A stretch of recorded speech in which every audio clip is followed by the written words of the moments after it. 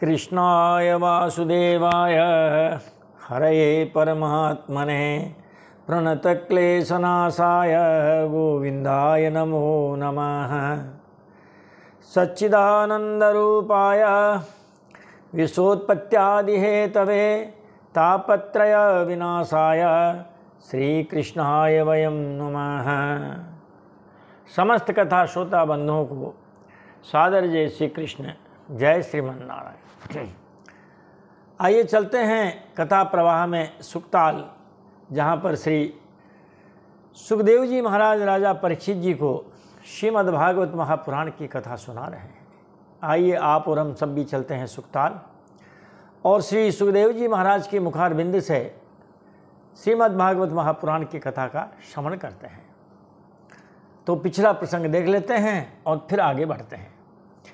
पिछले प्रसंग में 10वां स्कंद पूर्वार्ध और उसकी 25वें अध्याय तक की कथा श्री सुखदेव जी महाराज राजा परीक्षित जी को सुना चुके हैं। 25वें अध्याय में भगवान के गोवर्धन धारण की लीला का उन्होंने वर्णन किया। भगवान ने 7 दिन 7 रात तक अपने उससे इस कनिष्ठिका अंगुली पर गिरिराज गोवर्धन को धारण किया और इंद्र के कोप से ब्रजवासियों को, उनकी गायों को, उनके और भी जितने जो सामान थे उन सब की उन्होंने रक्षा की। 7 दिन बीत गए, इंद्र देवता के पास पानी बचा नहीं और महाराज फिर उन्होंने सांवर्तक नाम के जो मेघगण थे उनको कहा, भैया वापस चलो, अब यहाँ अपनी दाल गलने वाली नहीं है। पानी बंद हुआ। भगवान ने कहा, देखो पानी बंद हो गया है, सूर्य उदय हो गया है, आप अब अपने शांति से तसल्ली से आप जो है अपने अपने स्थान पर आ जाइए। जब सब ग्वाल आ गए, भगवान ने उस गोवर्धन को उसके स्थान पर पुनः स्थापित कर दिया। लोगों ने महाराज उनको, उनके मम्मी पापा जो थे, माता जी पिताजी, सब ने उनको गले लगाया, बड़े ढेरों आशीर्वाद दिए। आज भी वही गोवर्धन पर्वत है। कहते हैं महाराज जो वृंदावन है उसमें 3 जो वस्तुएं हैं वो भगवान कृष्ण के ज़माने की ही है। भले कितना ही रद्दोबदल हो गया हो, फिर भी ये जो 3 पवित्र वस्तुएं हैं वो आज भी उन्हीं के समय की है और आज भी उनको बड़ी पवित्र माना जाता है। एक तो यमुना नदी जो द्वापर में थी, अभी भी वही है। एक ब्रजरज, जो ब्रजरज जिसमें भगवान अपने चरणारविंदों से उस ब्रजरज को और भी पवित्र किया, ऐसी ब्रजरज भी वही है जो द्वापर में थी। गोवर्धन महाराज ये भी उस जमाने के हैं, इसीलिए आज भी इन 3 जो 3 पवित्र स्थान हैं महाराज, उनकी महिमा आज भी जो कि तो हैं। लोग बाग यमुना का दर्शन करते हैं। अब स्नान और पान करने लायक तो यमुना जी का जल नहीं रहा है, लेकिन यमुना तो वही है। और ब्रजरज भी वही है। अब वह हालांकि वहाँ सीमेंट कंक्रीट होने लग गए, इसीलिए वो ब्रजरज अब थोड़ी थोड़ी मिटने लगी, सिमटने लगी है। फिर भी जहाँ है वहाँ बहुत अच्छी है। एक टटिया बाबा स्थान है वहाँ परिक्रमा मार्ग में, उसका वही स्वरूप है अभी भी बिल्कुल पुराना। आज भी लाइट नहीं है उस आश्रम में, वही तेल घी का दिया जलता है। आज भी ठाकुर जी को वही देसी घी के भोग लगते हैं। भगवान की दया से हमने उस आश्रम के दर्शन किए हैं, वहाँ हमने प्रसादी भी पाई है। हमें जब मौका मिला था 6 महीने वृंदावन में रहने का, वो स्थान हमने देखा महाराज। और वहाँ की बालू रेत ऐसी बिल्कुल मखमल जैसे। गोवर्धन महाराज तो हैं ही सही। तो इस प्रकार भगवान ने इंद्र के कोप से ग्वाल बालों की, गोधन की, अपने परिवार के व्यक्तियों की सबकी रक्षा की है। यहाँ आकर के 25वें अध्याय का विराम हो गया था। आज 26वां अध्याय, 26वें अध्याय में प्रवेश करेंगे, जिसमें श्री कृष्ण के प्रभाव के विषय में नंद बाबा से ग्वाल बालों की बातचीत होगी। आइए चलते हैं। अथ षड्विंशोऽध्याय, 26वां अध्याय। क्या कहते हैं सुखदेव जी महाराज।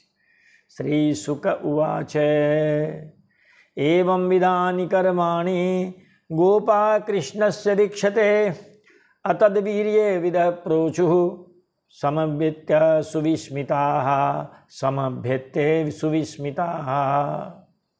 कहते हैं अतद्वीर्य विदः गोपाः, कैसे हैं ग्वाल बाल?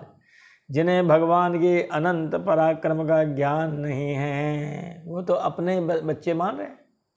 जैसे सामान्य बालक हैं वृंदावन के और भी जितने हैं, तनसुका मनसुका स्तोक कृष्ण जितने और भी हैं, ऐसे ये भी हमारे एक बालक हैं।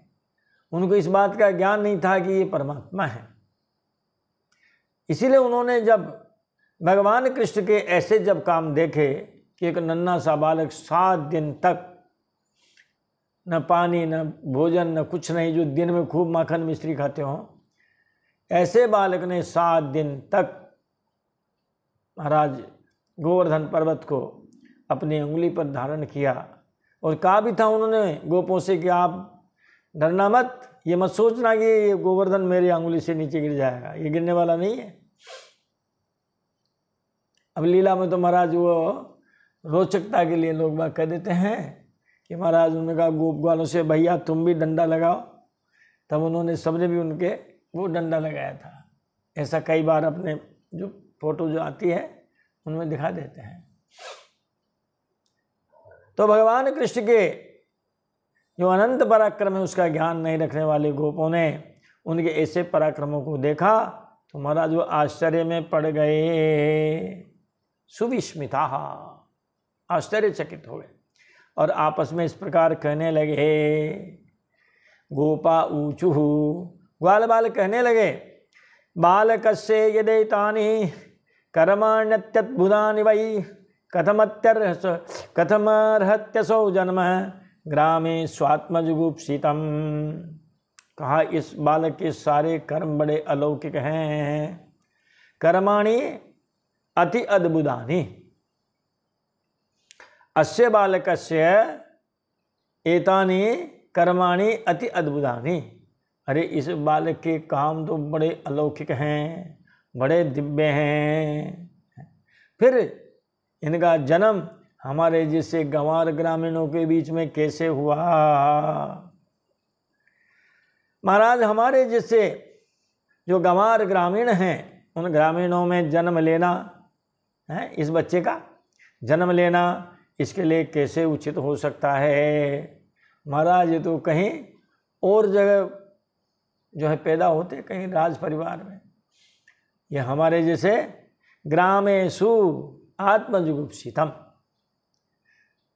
हम जैसे जो गंवार ग्रामीण हैं, हमारे ग्रामीण गांवारों में इसका जन्म कैसे हो गया? ये कैसे संभव हुआ? देखो तो सही महाराज। दुस्त्यजश्चानुरागोऽस्मिन् सर्वेषां नो ब्रजोकसां नंदते तनयस्मासु तस्याप्युत्पत्ति को कथम। महाराज देखो आप हैं, हम इस बच्चे से बहुत प्यार करते हैं और ये बच्चा भी हमसे बहुत प्यार करता है। कैसा प्यार? कहते हैं महाराज दुस्त्यजः, अत्यधिक, खूब अत्यधिक प्यार करते हैं। सर्वेषां नः ब्रजोकसां अस्मिन् दुस्त्यजः अनुरागः। हम जो ब्रजवासी हैं, हम ब्रजवासियों का इस बालक पर बड़ा प्रेम है। और ये बालक भी नंद जो है बाबा नंद से करे ग्वाल बाल संबोधन है नंद। हे नंद जी महाराज, सारे ब्रजवासियों का इस बालक पर अटूट प्रेम है। ते तनये, और जो तुम्हारा बेटा है इसका भी अस्मासु औत्पत्तिकः। उत्पत्ति का मतलब स्वाभाविक, बनावटी नहीं, कृत्रिम नहीं कि माखन मिश्री खाने की आई नौबत तो खूब माखन मिश्री खाई और इन पर विपत्ति आई तो फिर भाग गए। ऐसा नहीं है महाराज। इस बालक का भी हम ब्रजवासियों पर अटूट प्रेम है और हमारा भी इस बालक पर अटूट प्रेम है।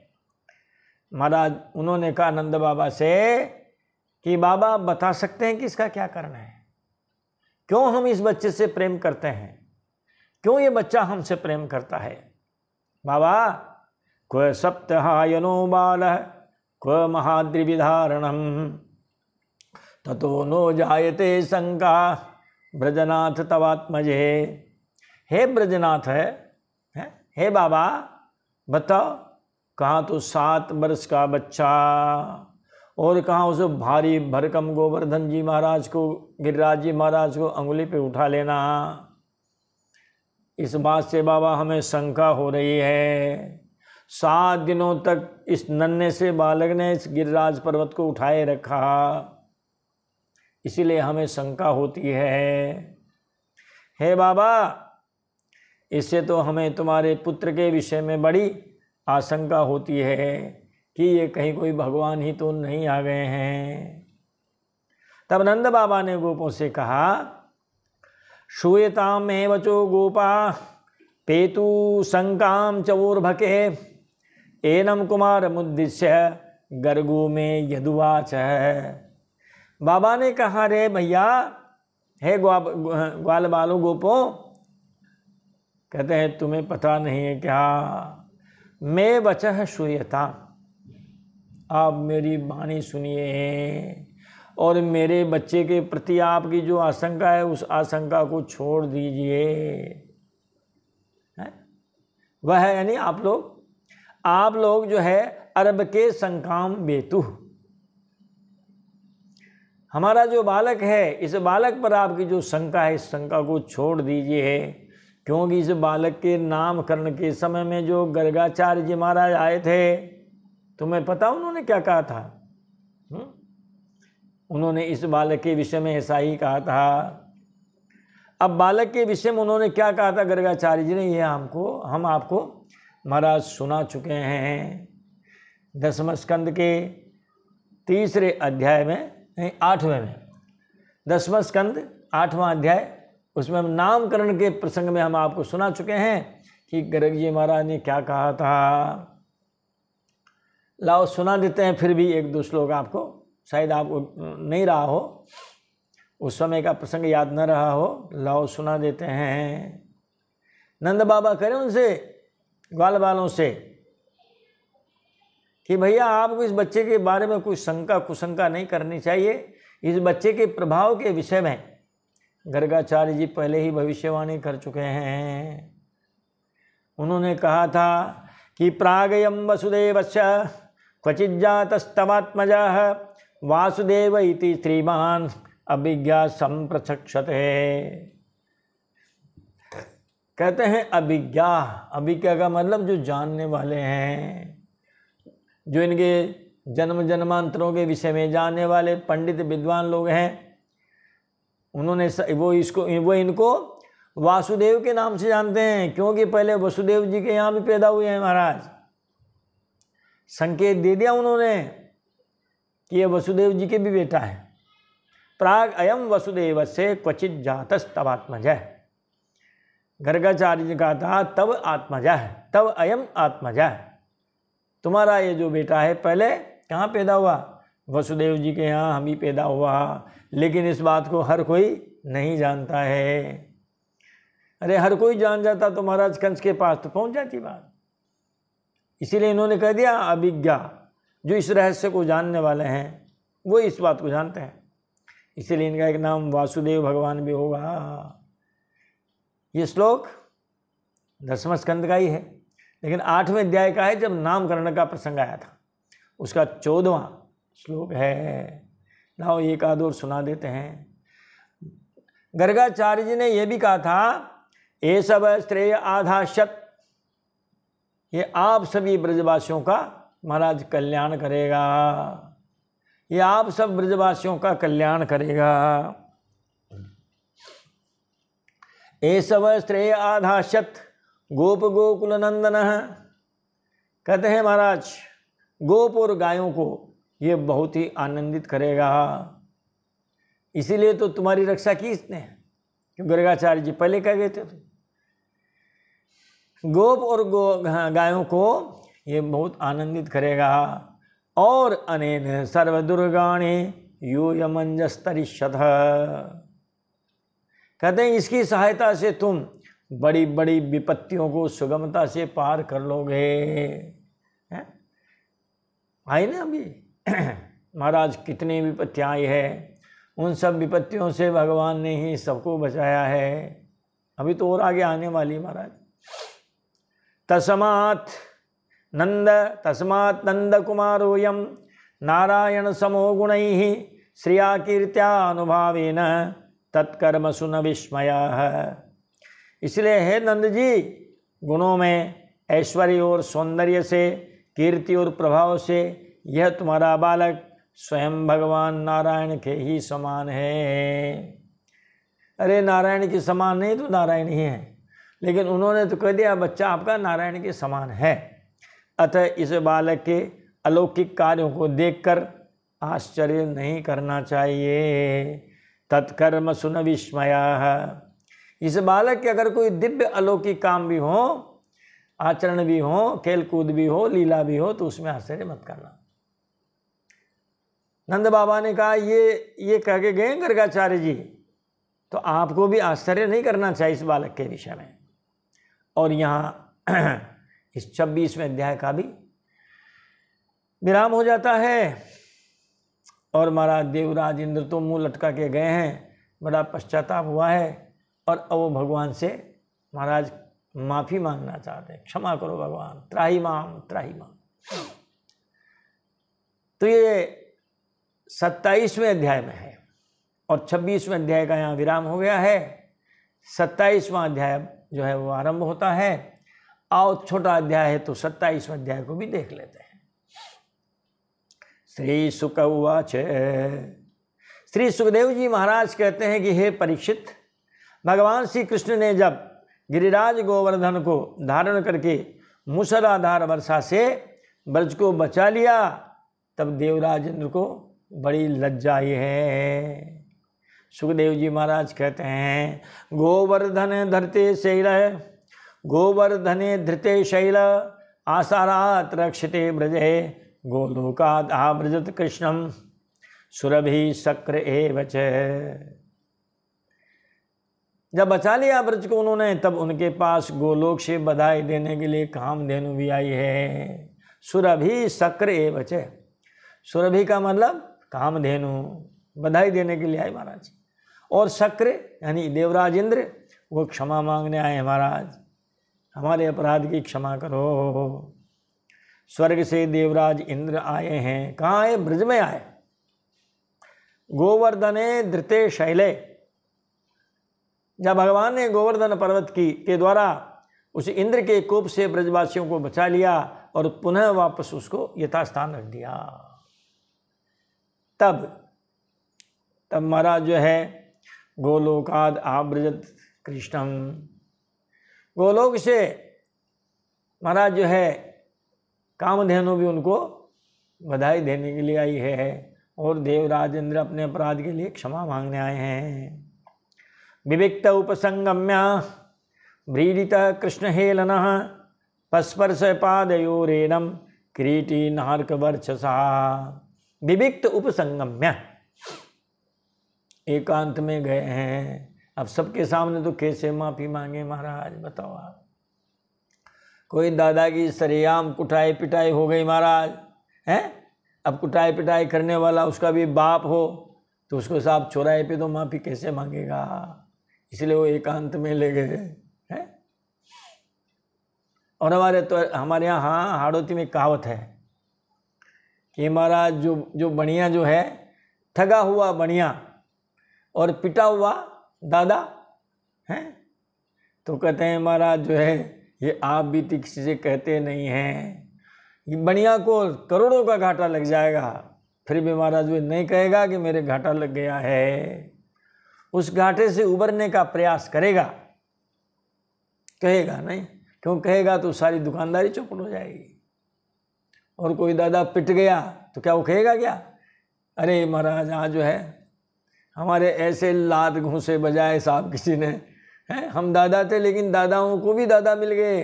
कभी कभी शिकार भी जो है वो शिकारी भी शिकार हो जाता है?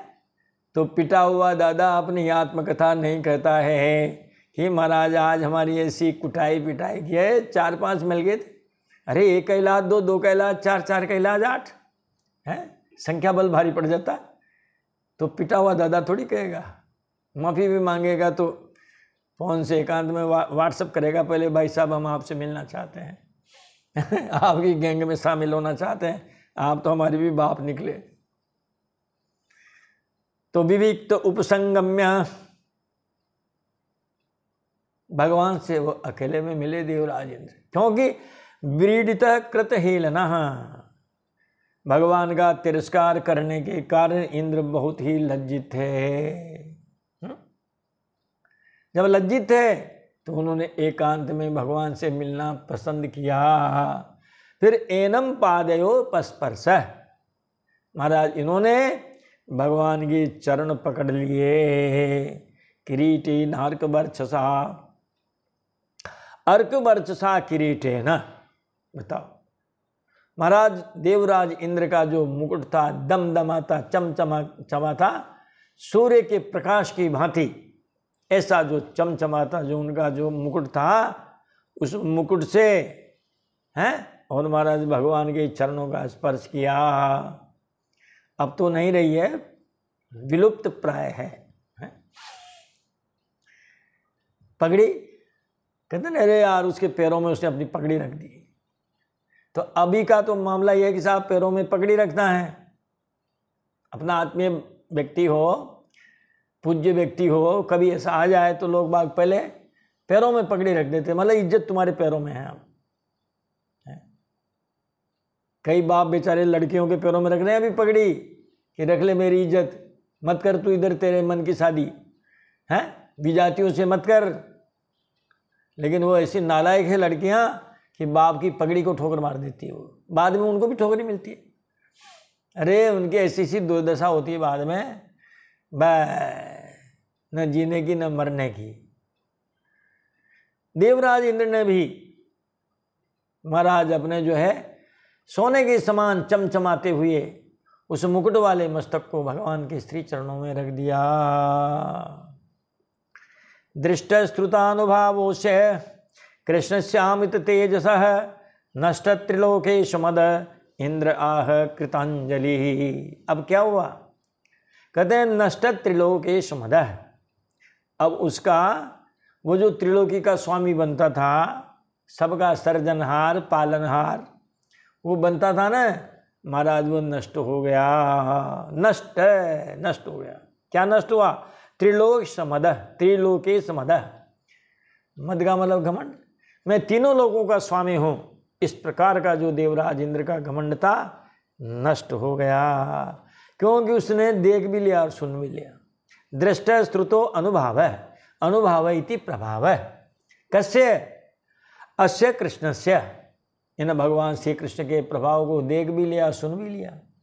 कौन से भगवान कृष्ण हैं? अमित तेजसः, कहते हैं परम तेजस्वी। परम तेजस्वी भगवान श्री कृष्ण का प्रभाव देखकर सुनकर इंद्र का अब घमंड जाता रहा कि मैं ही तीनों लोगों का स्वामी हूँ। अब उन्होंने हाथ जोड़कर भगवान की स्तुति की है। स्तुतियाँ प्रायः बसंत तिल का छंद में हुई है, जिसमें एक चरण में 14 वर्ण होते हैं। बड़ी बड़ी स्तुतियाँ हुई है।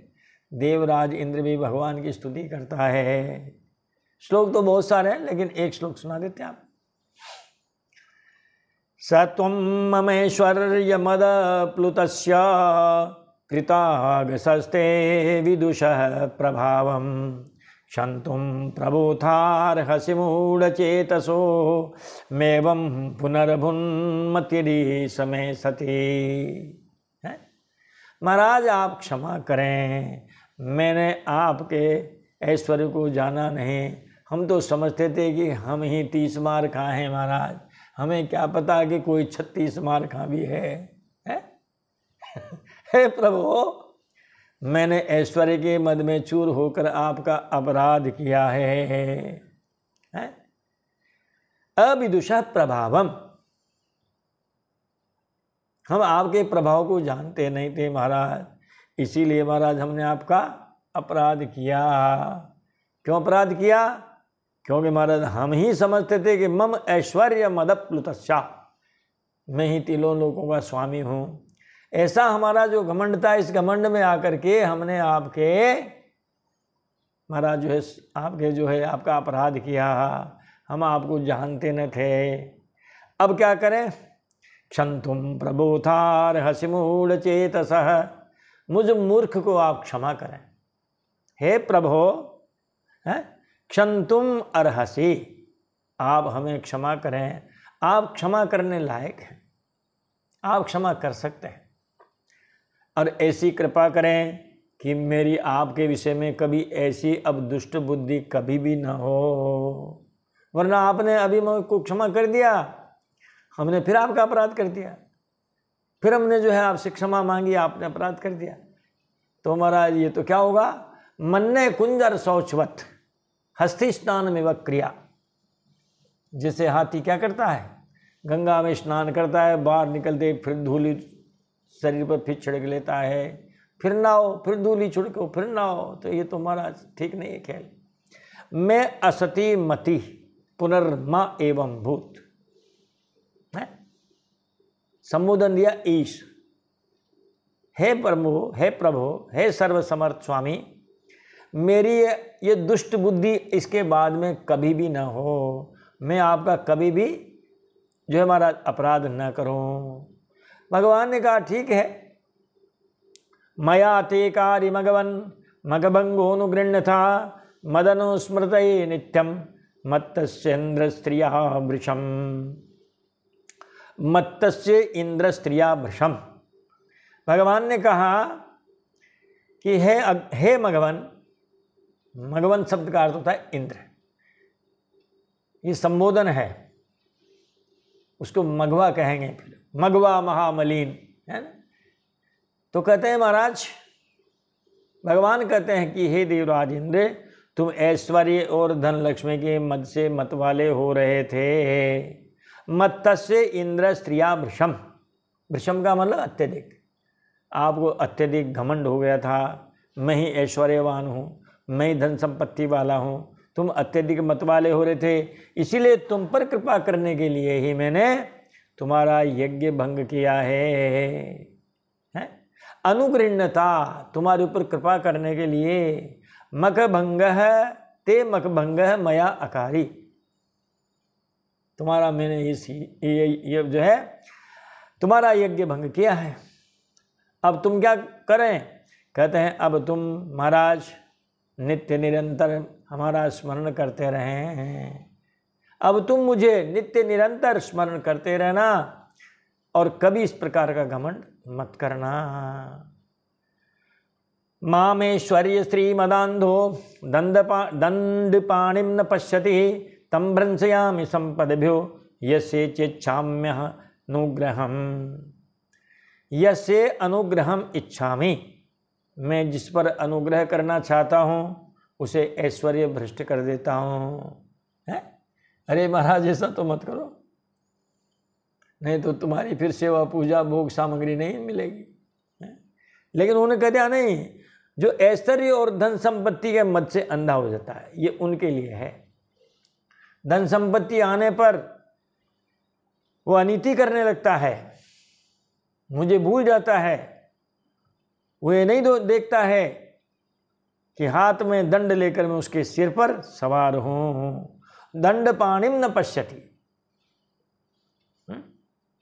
मैं डंडा लेकर के उसके सिर पर डंडा मारने के लिए मैं तैयार खड़ा हूं, उसको उसके ऊपर कोई नहीं दिखता, सब नीचे ही दिखते हैं, जबकि उसके भी ऊपर कोई है। वो अजामिल की आत्मा को लेने यमदूत गए थे, यमराज ने भेजे थे, और वहाँ उनकी कुटाई पिटाई हुई। भगवान के पार्षदों ने कुटाई पिटाई की, उनको भगा दिया और अजामिल को महाराज जो है वो वैकुंठ लोक में ले गए। भगवान ने तो उसको भी अपना पार्षद बना लिया था। तो कुटे पिटे हुए जो यमदूत थे वो यमराज के पास गए, उन्होंने कहा महाराज आज दिन तक तो ऐसा कभी भी नहीं हुआ कि आपकी आज्ञा का कहीं उल्लंघन हुआ, आज बड़ी विचित्र घटना हुई महाराज, ये कैसे हुई आप ये बताओ आप। उन्होंने कहा भैया मेरे ऊपर भी है, भगवान श्री हरि वैकुंठनाथ वो हमारे दादा हैं, और जहाँ उनकी चर्चा हो रही हो, जो कोई भगवान का नाम ले रहा हो, भैया उनसे 30 कदम दूर ही रहना। मैं सबको सजा देने की शक्ति रखता हूँ, लेकिन भगवान के भक्तों की को सजा देने की ताकत मुझ में नहीं है। यही बात यहाँ है। उन्होंने कहा भैया जो इस प्रकार प्रमादी, जो उद्दंडी हो जाते हैं धन संपत्ति के द्वारा, और वो ये नहीं देखते हैं कि कोई ऊपर, हमारे ऊपर भी कोई है, मैं ऐसे लोगों के लिए डंडा लेके तैयार उनके सिर पर सवार रहता हूँ। फिर मैं उनके ऊपर कृपा करने के लिए क्या करता हूँ, उनको ऐश्वर्य से भ्रष्ट कर देता हूँ।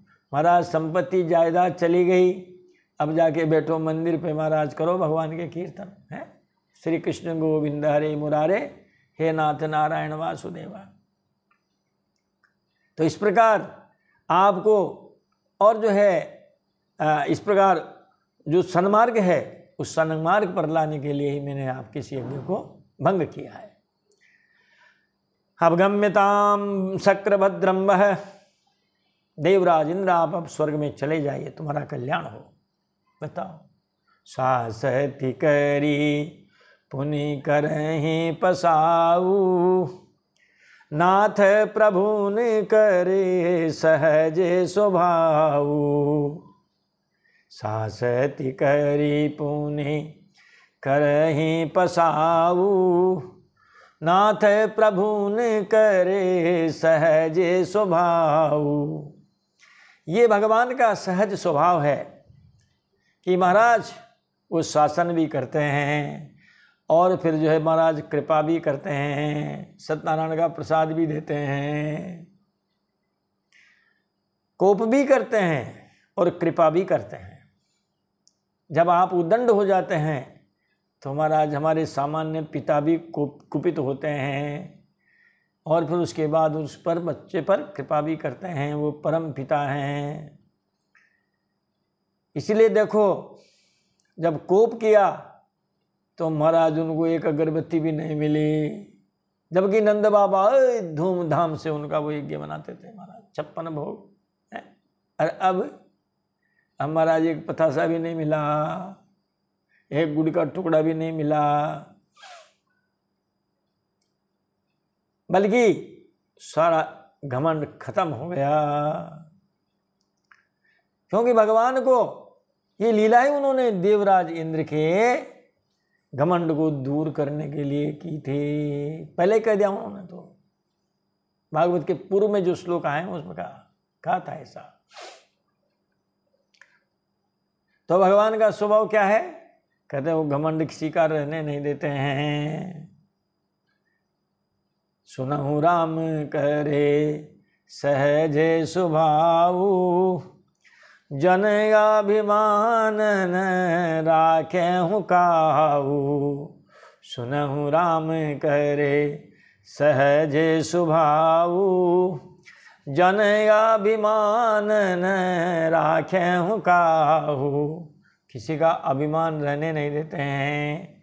भगवान ने कहा, गम्यताम शक्रभद्रम वह, क्रियताम मेनुशासनम, स्थीयताम स्वाधिकारेषु, युक्तिर्वह स्तंभ वर्जितैहि।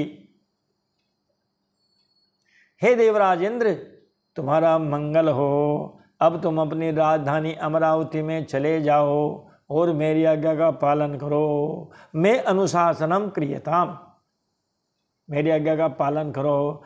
अब कभी घमंड मत करना और अपने अधिकार के अनुसार उचित रीति नीति से मर्यादा का पालन करते रहना। ये भगवान ने आज्ञा दी है महाराज। सुखदेव जी महाराज कहते हैं, रे राजन, एवं कृष्णमुपामंत्र सुरभि पयसात्मनः जलैराकाश गंगाया ऐरावत कृतोद्धृतैः इंद्र सुरर्षिभिः साकं नोदितो देवमातृभिः अभ्यसिंचद्दासारहं गोविंद इति चाभ्यदात्। ये दो श्लोकों का अर्थ एक साथ लगेगा। सुखदेव जी कहते हैं कि राजन, कामधेनु ने भी भगवान की स्तुति करके अपने दूध से श्री कृष्ण का अभिषेक किया। सुरभि आत्मनः पैसा, कामधेनु ने अपने दुग्ध से दुग्धाभिषेक भगवान का किया है? और भगवान का उन्होंने जो है प्रणाम किया है, स्तुति की है। एवं कृष्णम उपामंत्रे, भगवान कृष्ण की स्तुति की है कामधेनु ने, और अपने दूध से अभिषेक किया। अब देवराज इंद्र किससे अभिषेक करें? तो महाराज वह ऐरावत की सूंड में गंगा जल वो भी लाए हैं। जलैरा कहा से गंगाया ऐरावत करो धृतैहि, ऐरावत हाथी के द्वारा लाए हुए उस जल के द्वारा हैं। और नोदितो देव मातृ भी, कहते हैं महाराज अदिति आदि जो देव माताएं हैं उनकी प्रेरणा से उन्होंने भी उसको फटकारा है कि भगवान के सामने भैया तू करता क्या है, तुझे ये पता है कौन है? तब देव माताओं ने भी जो है देवराज इंद्र को प्रेरणा दी है। देवराज इंद्र अपनी माताओं की प्रेरणा से कहते हैं ऐरावत की सूंड में जो जल भर के लाए थे आकाश गंगा का, उस आकाश गंगा के जल से देवर्षियों के साथ सुरर्षि भी साकम, यानी जो है देवर्षियों के साथ श्री कृष्ण का अभिषेक किया। और उन्होंने क्या कहा? हे प्रभु आज से ही मैं आपको गोविंद कहूँगा। गांव विंदति रक्षति इति गोविंद है। जो गायों की रक्षा करे वही तो गोविंद है। या फिर गांव विंदति जानाति इति गोविंद है। महाराज जिसका अपने इंद्रियों पर अपरिमित प्रभाव हो महाराज उसको भी गोविंद। गो शब्द के 25 अर्थ हैं भागवत जी में, तो महाराज गो शब्द सामान्य शब्द नहीं है। हमने एक बार देखा इसमें अमरकोश में अन्य ग्रंथों में लगभग 25 अर्थ निकले। अब अपन तो सामान्य बात जाते हैं। गो का मतलब गाय होती है, लेकिन गो का मतलब इंद्रियां भी होती है। गोस्वामी जी ने एक चौपाई लिखी है, बहुत सरल परिभाषा दी उन्होंने। जब लक्ष्मण जी ने पूछ लिया कि भाई साहब ये बताओ आप तो कि ये माया किसे कहते हैं? अब यूँ तुम माया के लिए महाराज बड़े बड़े ग्रंथ बड़े पढ़े। अरे नहीं एक लाइन में लगा दिया, एक लाइन।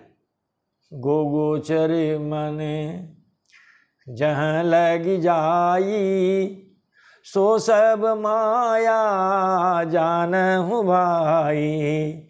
गो गोचर मन जहाँ लगी जाई सो सब माया जानहु भाई। हमारी इंद्रियां जहाँ तक जाती हो, इंद्रियां जिनसे परिचित हो, जो इंद्रियों से परिचित हो, आँख से जो दिखता हो, कान से जो सुनाई देता हो, मुँह जिह्वा जिसको बोलती हो, त्वचा जिसका स्पर्श करती हो, नासिका जिसका गंध घ्राण लेती हो, है सब माया है। और इसके अलावा मन जहाँ लगी जाए, मन जहाँ तक चला जाए। अब मन की गति का तो क्या महाराज, मन लोभी मन लालची मन चंचल मन चोर, मन के मते न चालियो मन पलक पलक में और। तो यहाँ भगवान का जो है देवराज इंद्र ने गोविंद नाम रखा है। आगे चलते हैं। और ये कहा कि अहम इंद्रो हि देवानां त्वं गवाम इंद्रताम गतः गोविंद इति लोके त्वां गाशन्ति भुवि मानवाः। और ये भी कहा कि महाराज ये मैंने आपका नाम गोविंद रखा है, अब सारी दुनिया आपको गोविंद नाम से ही जानेगी। अहम इंद्रो ही देवानां, मैं देवताओं का स्वामी इंद्र हूँ, और आप गायों के इंद्र हैं, उनके स्वामी हैं। इसीलिए दुनिया में अब आपको क्या कहेंगे? गोविंद नाम से ही जानेंगे। श्री कृष्ण गोविंद हरे मुरारे, हे नाथ नारायण वासुदेवा। हे नाथ नारायण वासुदेवा, हे नाथ नारायण वासुदेवा, श्री कृष्ण गोविंद हरे मुरारे, हे नाथ नारायण वासुदेवा। तो आज हमें यह भी मालूम हुआ कि भगवान का जो गोविंद नाम है ये देवराज इंद्र के द्वारा रखा गया। इति गोकुलपतिं गोविंदम अभिषिच्य सह अनुज्ञातो ययो शक्रौ वृतो देवादिभिर्दिवम्। सुखदेव जी महाराज कहते हैं कि हे राजन, इंद्र ने इस प्रकार गो और गोकुल के स्वामी श्री गोविंद का अभिषेक किया और उनसे अनुमति प्राप्त होने पर देवता गंधर्व आदि सभी के साथ स्वर्ग की यात्रा की। भगवान का उन्होंने अभिषेक किया, उनकी अनुमति ली है और फिर वो अपने जो भी थे परिकर परिजन उन सभी के साथ में वो स्वर्ग लोक पधार गए हैं। तो यहाँ पर आकर के ये 27वें अध्याय का भी विराम हो जाता है। 28वें अध्याय को भी देख लेते हैं, छोटा सा है, फिर महाराज में प्रवेश करेंगे। 28वें अध्याय में महाराज जो वरुण हैं, वरुण देव हैं, जल के देवता कहते हैं, इनके सेवक एक बार नंद बाबा को उठा करके ले गए। अब यहाँ तो साहब हाहाकार मच गया। तब सभी ने भगवान कृष्ण से बाबा को लाने के लिए विनती की है और बाबा वरुण लोग गए हैं और वरुण लोग से अपने बाबा को छुड़ा करके लाए हैं। उन्होंने वो जो गोपग्वाल हैं उनकी जिज्ञासा जब हुई कि ये अलौकिक पुरुष हैं, दिव्य पुरुष हैं, इनका ये तो वैकुंठनाथ हैं, तो भगवान से कहा कि भगवान हमारी भी इच्छा है कि हम भी आपके लोग को देख लें। तब भगवान ने उन गोपों को भगवत धाम के भी दर्शन कराए, ब्रह्मा जी को भी कराए हैं। ब्रह्मा जी को उन्होंने कराए हैं शायद तीसरे स्कंद में, नहीं दूसरे स्कंद, पक्का दूसरे स्कंद में कराए महाराज। ब्रह्मा जी को भी दिखाया उन्होंने, जो है वो वैकुंठ धाम, और यहाँ गोपों को भी दिखाते हैं, क्योंकि जब परिचय हो जाता है तो चलो यार हमारे भी गांव में चलो, या कोई जिज्ञासा करे पंडित जी आपका गांव में दिखाओ हैं, तो लो चलो भाई देख लेते हैं काली सिंध के किनारे। तो आइए चलते हैं 28वें अध्याय में वरुण लोक से नंद जी को छुड़ा करके लाने की कथा है। श्री शुक उवाच एकादश्यां निराहारः समभ्यर्च्य जनार्दनम स्नातुं नंदस्तु कालिंद्या द्वादश्यां जलमाभिशत। सुखदेव जी महाराज कहते हैं, रे परीक्षित, नंद बाबा ने कार्तिक शुक्ल एकादशी का उपवास किया, भगवान की पूजा की तथा उसी दिन रात में द्वादशी लगने पर महाराज स्नान करने के लिए यमुना जी के जल में प्रवेश किया। प्रातःकाल होने का इंतजार नहीं किया, रात्रि में ही वो जो है द्वादशी लगी और लगते ही वो स्नान करने चले गए।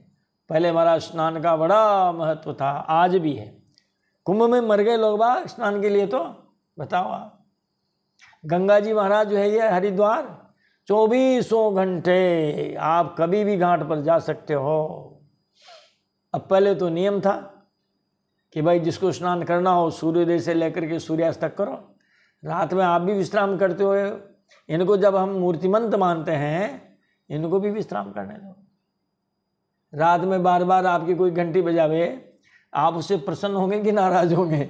हैं कि भले मन भले मानुष, तेरे को दिन में फुर्सत नहीं मिलती क्या? हैं बजा घंटी, बजा घंटी।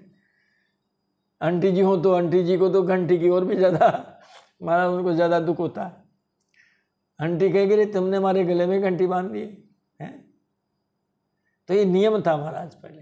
रात्रि में गंगा यमुना जितनी पवित्र नदियाँ थी वो शांत रहती थी और उनको भी एक तरह से वो शयन का अवसर दिया जाता था। बाबा को ध्यान नहीं रहा, चले गए बाबा यमुना में रात के 12 बजे स्नान करने। नंद बाबा को आसुरी रेला का ध्यान नहीं होने से वे रात के समय में ही यमुना जी के जल में घुस गए। तो तम गृहीत्वा नगद भृत्यो वरुणस्यासुरोन्तिकम अभिज्ञाया सुरिम बेलाम प्रविष्टम उदकम निशे। कहते हैं महाराज उस समय वरुण के सेवक एक यक्ष ने उन्हें पकड़ लिया। तम गृहीत्वा तम इति नंदम, बाबा नंद को पकड़ लिया, गिरफ्तार कर लिया है। और जब गिरफ्तार कर लिया तो महाराज वो जो है उसको कहाँ ले गए, वरुण देव के दरबार में ले गए कि महाराज इन्होंने नियम भंग किया है, रात्रि के समय में यमुना जी में स्नान कर रहे हैं। अब साहब महाराज जब सारे गोपों ने नंद बाबा को नहीं देखा तब सारे गोप कहने लगे, चिल्लाने लगे। वो तो चुक्रशुः, चुक्रशु का मतलब होता है चिल्लाना। हड़बड़ी में चुक्रशुस्तम पश्यन्त कृष्ण रामेति गोपकाः भगवान सदुपस्तुत्य पितरम वरुणारितम तदंतिकम गतो राजन स्वानाम अभयदो विभुः। महाराज क्या कहने लगे, हे कृष्ण, हे राम, हे कृष्ण, हे बलराम, अब तुम्हें पिताजी को ला सकते हो, अब तुम पर ही भरोसा है। भगवान ने जब इस बात को सुना कि पिताजी को वरुण देव में ले जाया गया है गिरफ्तार करके, तो महाराज उन्होंने तो फुर्ती से जो है वरुण लोक की यात्रा की है। भगवान वरुण लोक में पहुँचे हैं क्योंकि वो क्या है, स्वानाम अभयदो विभुः। वो तो अपने जो परिजन हैं महाराज, अपने पुरजन हैं, उनकी रक्षा में तत्पर रहते हैं, अभयदान देने वाले हैं। अपने स्वजनों को अभयदान देने वाले भगवान श्री कृष्ण हैं। वरुण की नगरी में वरुण लोक में चले गए हैं। उन्हें ये मालूम हुआ कि पिताजी को कोई वरुण का सेवक ले गया है। तब वे वरुण जी के पास चले गए हैं और उनसे जाकर के कहा है, लाओ कहाँ है पिताजी। पहले तो महाराज जब भगवान गए उनके पैरों में गिर गए हैं, स्तुति करने लगे। अब पिताजी वहीं कोने में बैठे बेचारे हैं। अरे गिरफ्तार करके कोई पुलिस वाला ले गया किसी को तो भाई उनको कोई आदर सम्मान वगैरह तो देंगे नहीं, बैठा देते हैं कोने में। अब फिर चाय नाश्ता करने लग जाते हैं, फिर जाते हैं जमानती जो जमानतियों को दे के वो बेचारा और है। तो बाबा तो जो है एक तरह से अपराधी थे।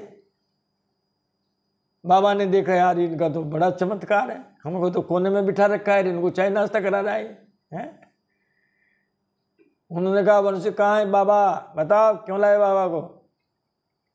तो वरुण जी ने हाथ जोड़ करके कहा, अजानता मामखेन मूढ़ेना कार्य वेदिना आनीतोयम तव पिता तद भवान क्षंतुमर्हति। वरुण जी ने कहा है प्रभु, मेरा ये सेवक बड़ा मूर्ख है, बड़ा अज्ञान है, वह अपने कर्तव्य को भी नहीं जानता है, वही आपके पिताजी को लेकर आया है। मूढ़ेन अकार्य वेदिना मामखेन, क्या है वो मूर्ख है, कार्य को जानता नहीं है। ऐसे उस मूर्ख नालायक सेवक ने ये आपके पिताजी को ले आया है। आने तो यम तव पिता, आपके पिताजी को ये सेवक ले आया है, आप हमारे इस अपराध को क्षमा करें। ममाप्यनुगृहम कृष्ण कर्तुमर्हस्य से सदृक् गोविंदनीयता में सह पिता ते पितृवत्सल है। पितृवत्सल है, आप पितृवत्सल हैं, आप पितृभक्त हैं, अतः आप आपके पिताजी को महाराज ले पधारिए। संबोधन क्या दिया, अशेष दृक्, हे सर्व अंतर्यामी श्री कृष्ण, आप मेरे ऊपर कृपा करें। क्योंकि सेवक का अपराध भी स्वामी का ही अपराध माना जाता है। सेवक का अपराध स्वामी का अपराध है। भगवान ने कहा था ना, भगवान विष्णु ने कि महाराज ये जो जय विजय हैं सनकादिकों से, इन्होंने आपका जो अपराध किया मैं तो इसे मेरा ही अपराध मानता हूँ। क्योंकि सेवक का अपराध भी स्वामी का ही अपराध माना जाता है। यहाँ पर भी अपराध सेवक का है और माफ़ी वरुण देव जी महाराज मांग रहे हैं, आओ मेरे ऊपर कृपा करें। हे गोविंद, आप पितृभक्त हैं, अतः आप अपने पिताजी को ले जाइए। पिताजी को लाए हैं, महाराज जय जयकार भगवान की हुई है और आनंद हुआ है। अब महाराज गोपों ने जब श्री कृष्ण को भगवान मान लिया, तब उनके हृदय की बात जानकर भगवान ने उन्हें बैकुंठ धाम के दर्शन कराए हैं। सबको ले गए, चलो, कहा महाराज आपका बैकुंठ धाम दिखाओ। उन्होंने चलो, वो सब ले गए हैं। और एक स्थान है ब्रह्महृद। वह ब्रह्महृद ऐसा कुंड है वो एक तरह से। उस कुंड में ही भगवान ने चाचा जो थे अक्रूर जी महाराज, उनको दर्शन दिए थे उस कुंड के अंदर। ऐसा चमत्कार दिखाया था। चाचा जी ने रथ खड़ा किया, बच्चों बैठे रहना, मैं स्नान ध्यान कर लेता हूँ, पवित्र स्थान है वो।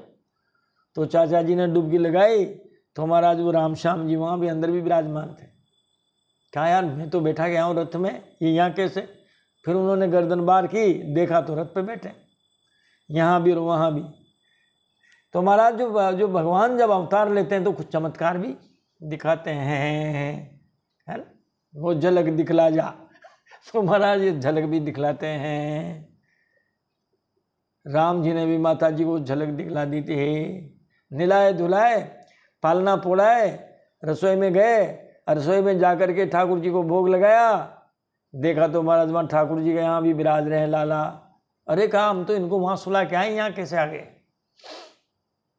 वहाँ देखा तो वहाँ भी सो रहे हैं। यहाँ वहाँ दुई बालक देखा, यहाँ भी बालक और वहाँ भी बालक। तो ये चमत्कार दिखाते हैं महाराज। ते तो ब्रह्मरिदम नीत्वा मग्ना कृष्णेन चोद्रिताः ददृशुर ब्रह्मणो लोकम यत्रा क्रूरोध्यगात पुरा। जिस ब्रह्म कुंड में भगवान श्री कृष्ण ने अक्रूर जी को दर्शन दिया था, उसी ब्रह्म कुंड में गोपों ने डुबकी लगाई है। जो ही डुबकी लगाए, निकले कहाँ? महाराज तो ही बैकुंठ लोक में निकले हैं। तब श्री कृष्ण ने उन्हें वहाँ से निकाल कर अपना बैकुंठ लोक दिखाया है। मगर बैकुंठ लोक में उनका मन नहीं लगा। क्यों? वहाँ कोई बोल नहीं, चाल नहीं, सब एक दूसरे की तरफ बस देखा करते हैं। जब वहाँ गए तो महाराज उनको तो लगा सारे कृष्ण जैसे हैं, जैसे हैं वही सब पीताम्बरधारी सब। कहा यार ये दोनों चलो चलो। अभी देख लो, आप जो गांव में रहने वाले व्यक्ति हैं, आप उनको बम्बई में रख दीजिए, उनका मन नहीं लगेगा, बेचैन हो जाएंगे। हैं आज स्थिति है ना, जैसे मान लो गांव के कोई बच्चे हैं, अब वो शहर में बस गए, अब कहते हैं मम्मी पापा से चलो आप हमारे साथ आ जाएंगे। पहली बात तो आएंगे ही नहीं, और आएंगे तो रहेंगे ही नहीं। 1 2 4 दिन रह रहे भैया, हमारा क्या होता है यहाँ, हमारा मन नहीं लगता, दिल घुटता है। तुम्हारे ये जो पिंजरे जैसे है ना, ये मल्टी स्टोरी बोलते हैं जिनको शायद, फ्लैट, ये हमारा 13 मंजिल तुम्हारी ये मल्टी है, और इसमें तुम्हारा जो फ्लैट है वो भैया पिंजरा है। इस पिंजरे में तोते की तरह पड़े रहो। अरे हमारे गांव में नीम के पेड़ के नीचे आनंद लेते हैं, खुली हवा में, नदी में स्नान करना है, मित्रों से बात करना है। अब वहाँ कहाँ मन लगे? गोप ग्वालों का मन बैकुंठ में नहीं लगा है। उन्होंने कहा आप तो यहीं रहो, क्या कमी है? अरे कहा भैया कमी तो नहीं है, मगर यहाँ तो न तो माखन है, न खीर मालपुआ है, बैठे रहो बस। इसीलिए महाराज देवताओं को सुखदेव जी महाराज पसंद नहीं करते हैं। कथा आरंभ होने लगी थी सुखताल में, तभी आ गए थे वो, तो कथा को वो अमृत लेकर के कि गुरुदेव ये अमृत लो, आपके इस चेले को पिलाओ अमृत, ये कभी मरेगा नहीं, ये कथा हमें दे दो। क्योंकि वहाँ भगवान तो है लेकिन भगवान की कथा नहीं है। इसीलिए हनुमान जी नहीं गए राम जी के साथ, हम तो यहीं हैं, यहीं रहेंगे हम। सुनबे को रसिया है, हम तो राम कथा सुनेंगे। मन नहीं लगा वहाँ। तो नंदादय स्तुतम दृष्ट्वा परमानंद निर्वृता कृष्णम च तंद्र छद्दोभि स्तूयमाना सुस्मिता। भगवान के धाम को देखकर नंदादि परमानंद में मगन हो गए हैं।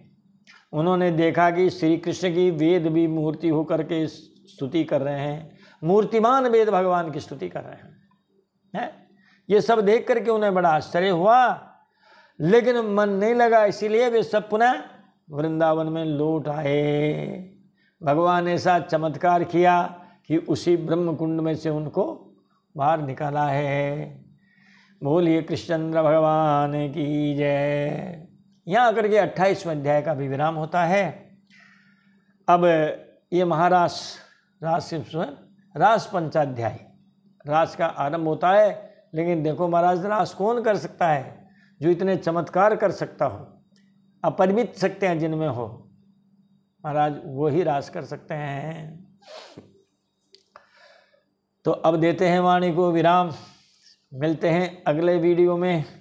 तब तक के लिए बोलिए कृष्णचंद्र भगवान की जय, गिरिराज धरण की जय, वृंदावन बिहारी लाल की जय। जय जय श्री राधे, जय जय श्री सीताराम। हर हर हर महादेव शंभो।